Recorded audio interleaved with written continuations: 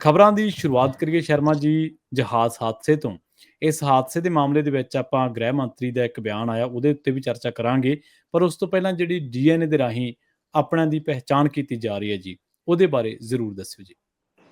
ਬਿਲਕੁਲ ਪ੍ਰੀਤ ਜੀ, ਆਪਾਂ ਕੱਲ ਗੱਲ ਕਰ ਰਹੇ ਸੀਗੇ ਇਸ ਜਹਾਜ਼ ਹਾਦਸੇ ਬਾਰੇ ਜਿਹੜਾ ਗੁਜਰਾਤ ਦੇ ਅਹਿਮਦਾਬਾਦ ਏਅਰਪੋਰਟ ਤੇ ਵਾਪਰਿਆ ਜੀ। ਉਹ ਬਹੁਤ ਮੰਦਭਾਗੀ ਘਟਨਾ ਸੀ, ਜਿਹਦੇ ਹਵਾਲੇ ਨਾਲ ਆਪਾਂ ਗੱਲ ਕੀਤੀ ਸੀ ਕਿ ਉਹਦੇ ਵਿੱਚ 230 ਯਾਤਰੂ ਸੀਗੇ ਤੇ 2 ਪਾਇਲਟ ਸੀਗੇ ਤੇ 10 ਕੈਬਨ ਕਰੂ ਮੈਂਬਰ ਸੀ। ਇੰਜ 242 ਲੋਕ ਸਵਾਰ ਸੀਗੇ, ਪਰ ਹੁਣ ਤੱਕ 270 ਲਾਸ਼ਾਂ ਬਰਾਮਦ ਹੋ ਚੁੱਕੀਆਂ ਜੀ।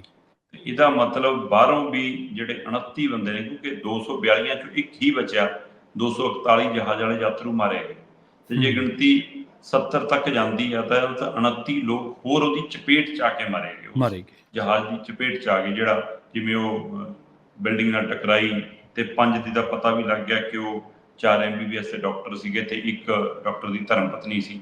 ਸੋ ਇਹਦਾ ਮਤਲਬ ਜੇ 29 ਚੋਂ 5 ਦਾ ਪਤਾ ਲੱਗ ਗਿਆ ਤਾਂ ਅਜੇ ਵੀ 24 ਦਾ ਪਤਾ ਕਰਾਇਆ ਜਾ ਰਿਹਾ ਕਿ ਉਹ ਕੌਣ ਨੇ। ਪਰ ਸਵਾਲ ਉਹਨਾਂ 24 ਦਾ ਨਹੀਂ ਹੈਗਾ, ਸਵਾਲ ਉਹ 200 ਜਿਹੜੇ 41 ਮਾਰੇ ਗਏ ਉਹਨਾਂ ਦਾ ਵੀ ਉਹ ਪਹਿਚਾਣੇ ਨਹੀਂ ਜਾ ਰਹੇ।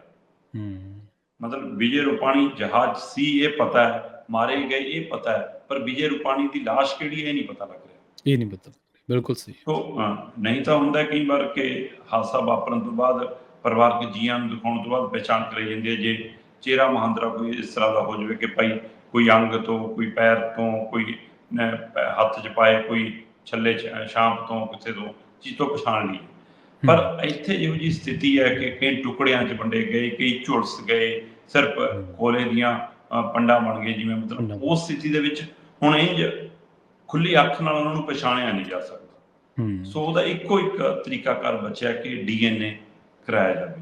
ਸੋ DNA ਦੀ ਸੈਂਪਲਿੰਗ ਸ਼ੁਰੂ ਹੋ ਗਈ ਹੈ। ਸ਼ਾਇਦ ਰਾਤ ਤੱਕ ਜਦੋਂ ਮੈਂ ਦੇਖ ਰਿਹਾ ਸੀਗਾ ਭਾਰਤ ਸਮਾਚਾਰ ਰਿਪੋਰਟ, ਤਦ ਲਾਸਟ ਅਪਡੇਟ ਇਹ ਸੀ 5 ਜਾਂ 6 ਵਿਅਕਤੀਆਂ ਦੀ ਪਹਿਚਾਣ ਕਰਕੇ ਉਹਨਾਂ ਦੇ ਪਰਿਵਾਰਾਂ ਨਾਲ ਤਾਲਮੇਲ ਕਰ ਲਿਆ ਗਿਆ ਸੀ। ਪਰਿਵਾਰ ਪਿਛਲੇ 2 ਦਿਨਾਂ ਤੋਂ ਸਮਝ ਲਓ ਹਸਪਤਾਲਾਂ ਦੇ ਬਾਹਰ ਬੈਠੇ ਨੇ ਤੇ DNA ਦੀ ਸੈਂਪਲਿੰਗ ਨੂੰ ਸਮਾਂ ਵੀ ਲੱਗੂਗਾ ਉਹ ਸਭ ਦੇ ਸਾਰਾ ਪ੍ਰਕਿਰਿਆ ਨੂੰ। ਇਸ ਲਈ ਕਿਉਂਕਿ ਕੋਈ ਵੀ ਇਸ ਵੇਦਨ ਸਮੇਂ ਕੋਈ ਕਲੇਸ਼ ਵੀ ਨਹੀਂ ਚਾਹੁੰਦਾ ਕਿ ਹਾਂ ਕੋਈ ਅਜਿਹੀ ਗੱਲ ਹੋ ਜਾਵੇ ਕਿਸੇ ਦੀ ਲਾਸ਼ ਕਿਸੇ ਨੂੰ ਚਲੀ ਜਾਵੇ। ਸੋ ਬੜੀ ਗੰਭੀਰਤਾ ਦੇ ਨਾਲ ਇੱਥੇ ਕੰਮ ਹੋ ਰਿਹਾ। ਹਾਂ, ਇਹ ਸਭ ਦੇ ਵਿੱਚ ਜਿਹੜੀਆਂ ਗੱਲਾਂ ਆਪਾਂ ਜਿਵੇਂ ਪਹਿਲਾਂ ਵੀ ਕਰ ਰਹੇ ਸੀਗੇ ਕਿ 787 ਜਿਹੜਾ ਇਹ ਬੋਇੰਗ ਹੈ, ਜਿਹੜਾ ਇਹ ਫਲਾਈਟ ਸੀਗੀ AI 171, ਹੁਣ ਤੈਅ ਕੀਤਾ ਜੀ ਕਿ ਜਿਹੜਾ 787 ਬੋਇੰਗ ਵਾਲਾ ਕੋਈ ਵੀ ਜਹਾਜ਼ ਜਦੋਂ ਉਡਾਨ ਭਰਿਆ ਕਰੂਗਾ 에ਅਰ ਇੰਡੀਆ ਦਾ, ਤਾਂ ਉਹਦਾ ਫਿਊਲ ਚੈੱਕ, ਉਹਦਾ ਜੀ ਇੰਜਨ ਚੈੱਕ, ਇਹ ਸਾਰਾ ਕੁਛ ਹੋਊਗਾ। ਇਹਦਾ ਮਤਲਬ ਪਹਿਲਾਂ ਐਂ ਚੱਲਦਾ। ਸਹੀ ਗੱਲ ਹੈ।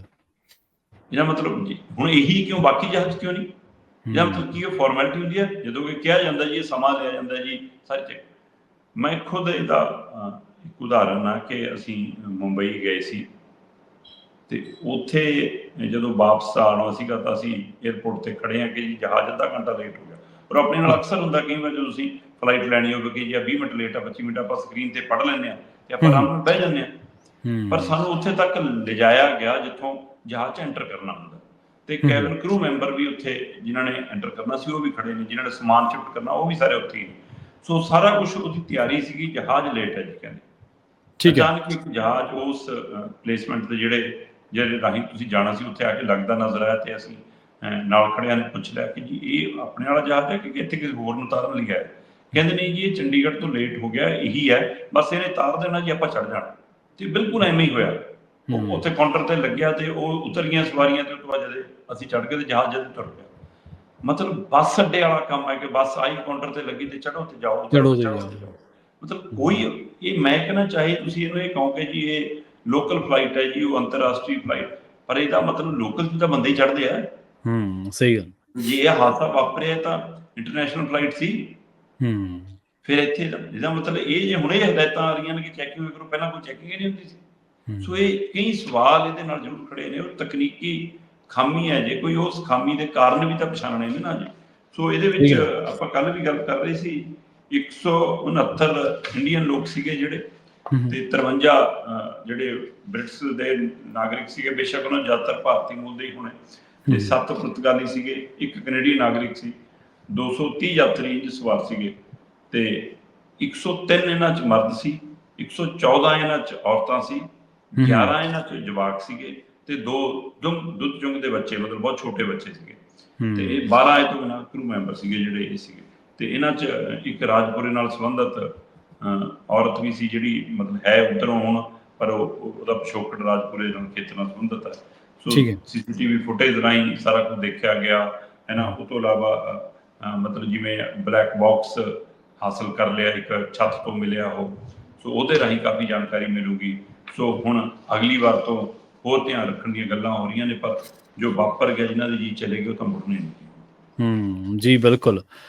ਸ਼ਰਮਾ ਜੀ, ਚਾਹੇ ਫਲਾਈਟ ਕਿਸੇ ਦੀ ਡੋਮੈਸਟਿਕ ਹੈ ਤੇ ਚਾਹੇ ਇੰਟਰਨੈਸ਼ਨਲ ਹੈ, ਜਾਣ ਤਾਂ ਸਭ ਦੀ ਇੱਕੋ ਆ ਨਾ। ਇਹ ਤਾਂ ਨਹੀਂ ਕਹਿ ਕੇ ਸਾਰਿਆ ਜਾ ਸਕਦਾ ਵੀ ਇਹ ਤਾਂ ਫਲਾਈਟ ਹੀ ਜੀ, ਇਹ ਤਾਂ ਹੁਣ ਡੋਮੈਸਟਿਕ ਹੀ ਜਾਣੀ ਹੈ। ਘੰਟਾ ਤੱਕ ਮਿੰਟ ਤੱਕ ਲੰਘਾਉਣਾ ਔਖਾ ਹਵਾ ਦੇ ਵਿੱਚ ਤਕਨੀਕੀ ਖਾਮੀ ਨਾਲ।